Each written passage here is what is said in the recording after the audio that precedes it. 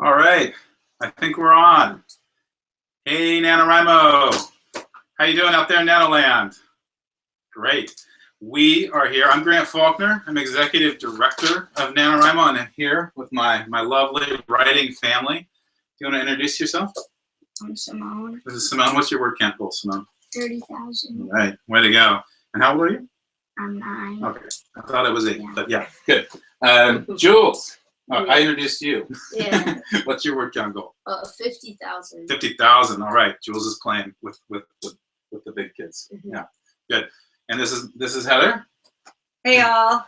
Yeah, Heather, word count goal 75,000, 100,000. I wish. I'm gonna try for 50. Okay, 50 is a very Yeah, reasonable goal. I'm going traditional. Good.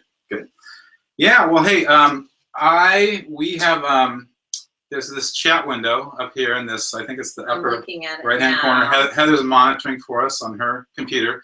So if you guys want to introduce yourselves there, that would be wonderful. And Heather can call out some people.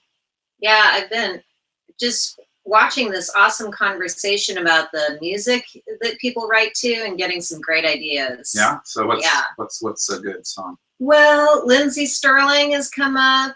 A lot of stuff about whether there should be words in the music or if that messes you up. I've seen some shout outs to the Lord of the Rings and the Hobbit soundtrack. Good one. So all good suggestions. Yeah. The words or no words is a real tough one. It's a mood thing for me. Yep. But the words can really too many words in the head.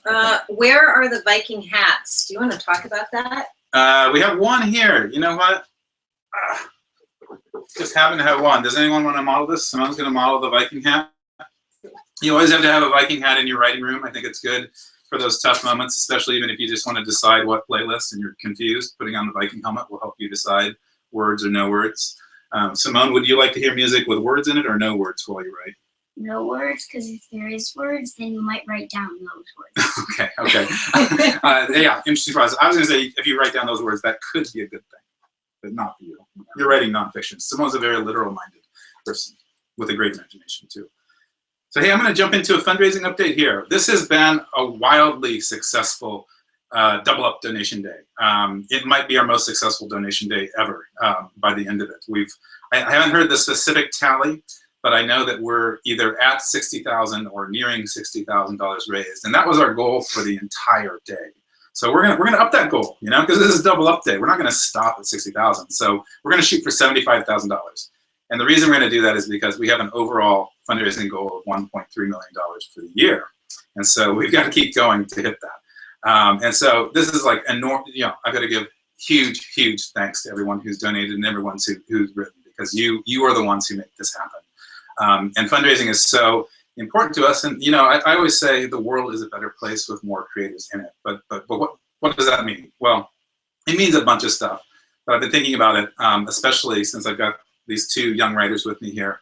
And when I was in high school, there was no NaNoWriMo, and I didn't know anyone who even thought about writing a novel. That was something that old guys with really long beards did. And now. Like me.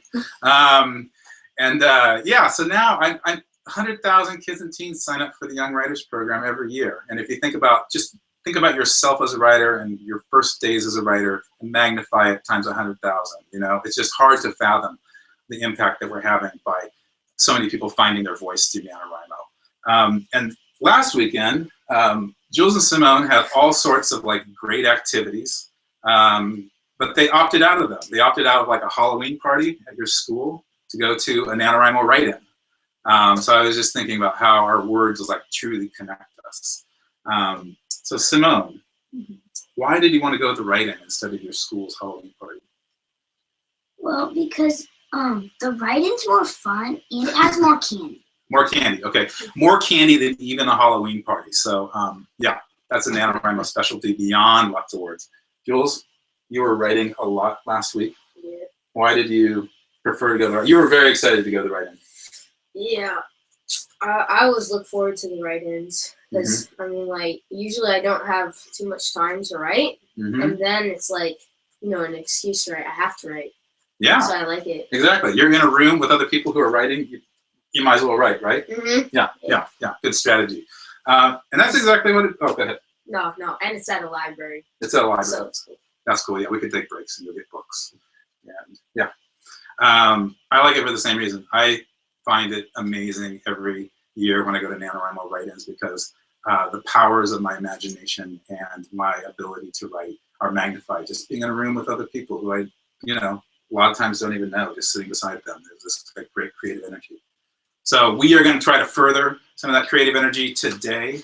But before we do that, I want to announce this just came in.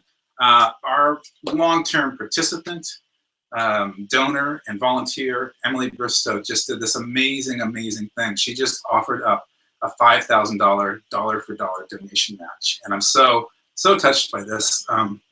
She did it in the name of her mom, Mary Ann Barber, who passed away recently. And her mom, she said, loved reading and was a pretty good writer herself. And so I just think that's amazing. Excuse me. I'm kind of tearing up. It's amazing just to pass on the joy of writing. That's what we're all about. And so thanks so much, Emily, for helping other people become creators. So we're going to jump in. We're going to pass it on by doing a word sprint. And let's see, Simone. I think I'm going to let my kid. We're going to do a 3-minute word sprint to start off. And I think Jules and Simone have a word. Each have a word that they want us to write, include possibly. You don't have to. Like word sprint is like writing as many words as you can in a lot of time. So you can just write for 3 minutes. But Simone and Jules have a word. Mine's more of like an idea. It's not really a word. Okay, Jules, you go first. Okay, so make your main character get infected by a magical disease. Okay. Can't go wrong with a magical disease, I think, even if the character just thinks they have a magical disease. Yeah. Simone. My word is preposterous. Preposterous, okay. So I will be the timekeeper. I forgot my iPhone. So 3 minutes. Try to include the word preposterous and a magical disease. We're all going to write and then possibly share some of our sentences. And then keep track of your word count. We'll see who gets the most words. All right. Go, everyone.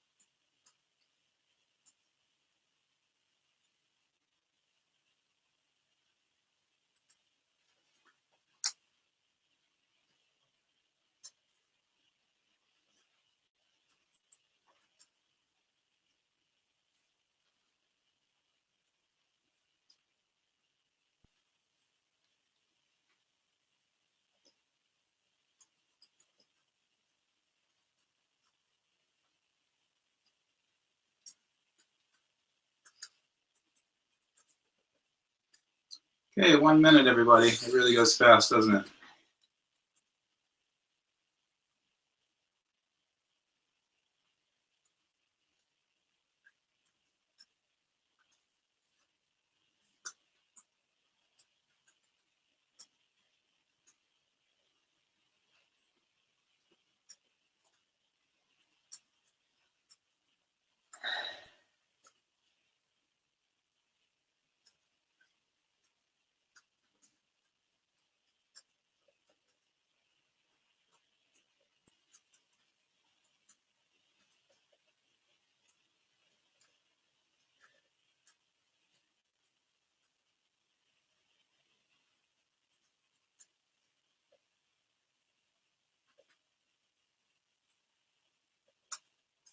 5 more seconds.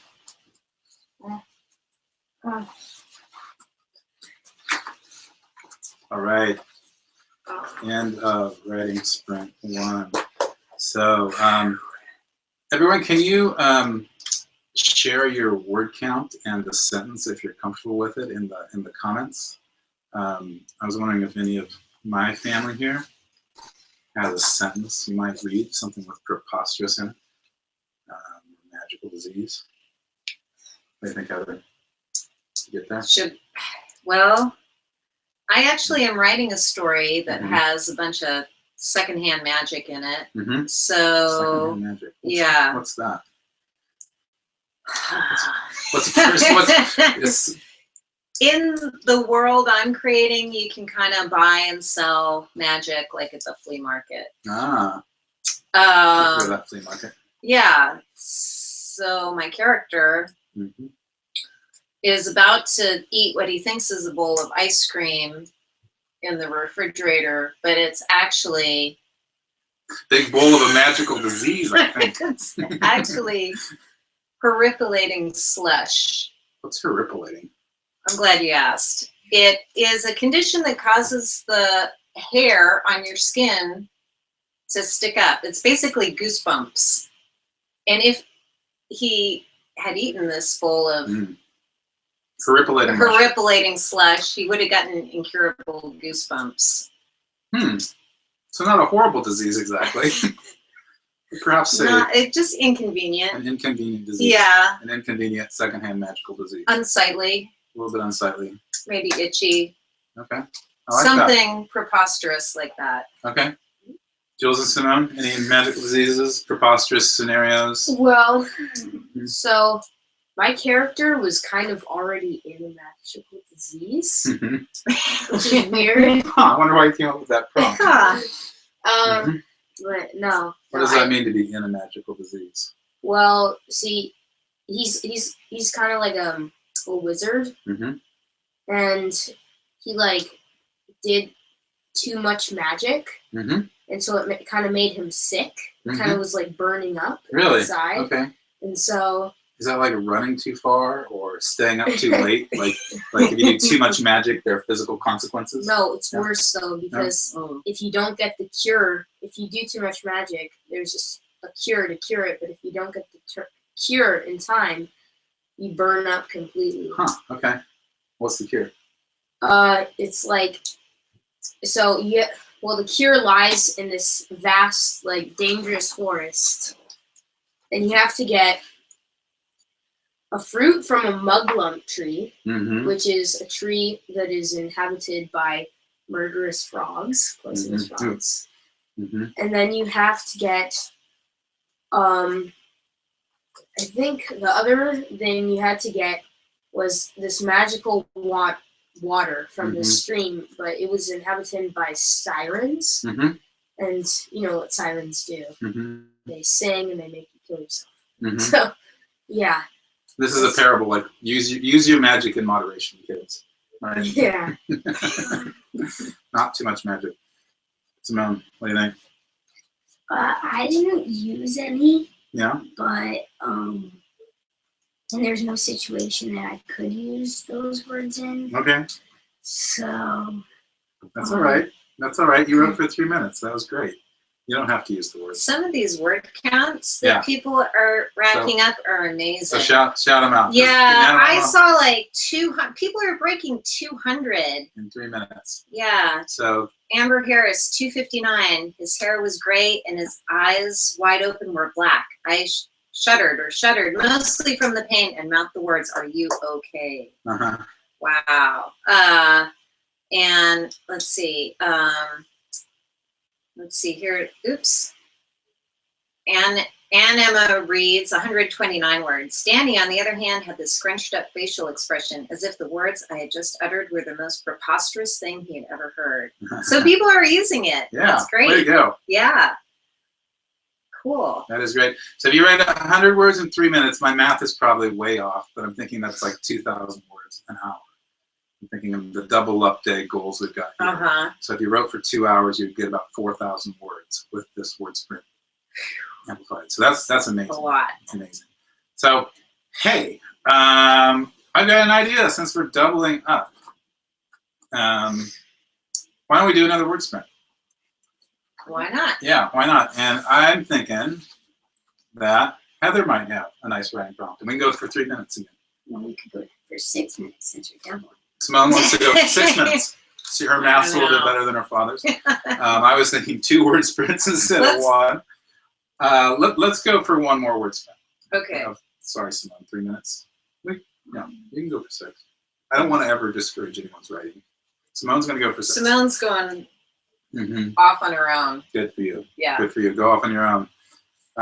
So Heather. Okay. Do you have an idea for a word sprint? Well. Or a prompt for a word sprint? Okay. This grant kind of encouraged me to do this.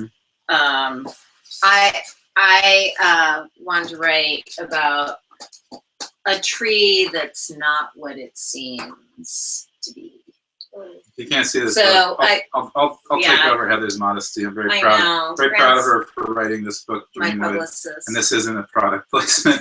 It's more than before this this webcast. I was thinking, I wonder if Heather could do what writing prompt she could do. And I think the best character in this is this tree who is open to interpretation, whether the tree is good or bad. And so, yeah, so Heather, go ahead with your Yeah, so I did a school visit the other day, and one of these 5th graders was like, do you know all these other books with carnivorous trees in them? And whole section of the book. I know, I was like, there should be a shelf. Because we came up with a lot of them. Did you really? Yeah, we did. Oh, cool. Yeah, there's a number. Okay. Look out, watch out. Yeah, it's a growing. Yeah, watch your back. Yeah.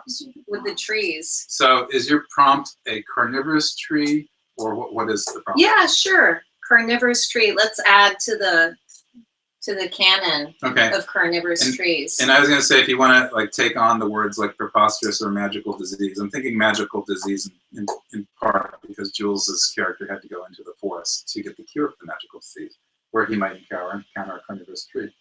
Yeah. After the murderous frogs. Yeah, murderous frogs. Yeah. I've seen people looking for mug lumps too. Oh, mug lumps. So yeah, if you want to go for all of these prompts in one, I wish I could give you a prize. I'm not sure, but let's just, I'll give you a feel-good prize. Okay. Yeah. Okay. What's the time? So time is 3 minutes. Another 3 minutes. Okay. Yeah, I'm going to start right now. Okay.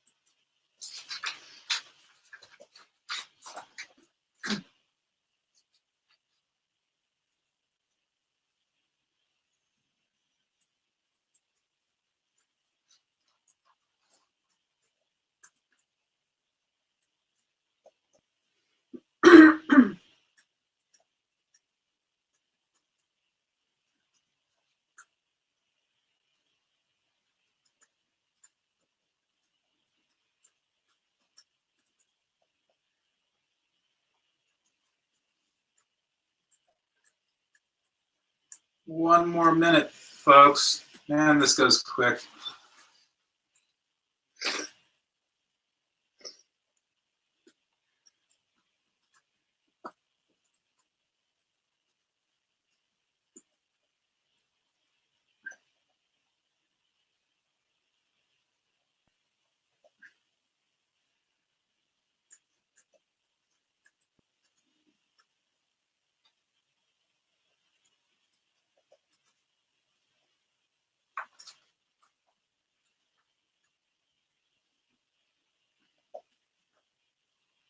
15 more seconds.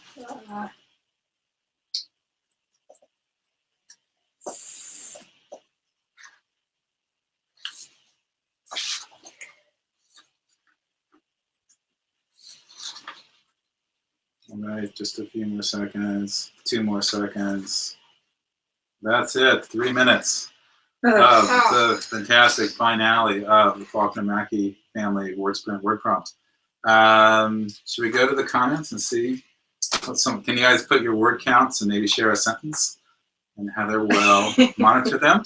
And someone will be making her chuckle.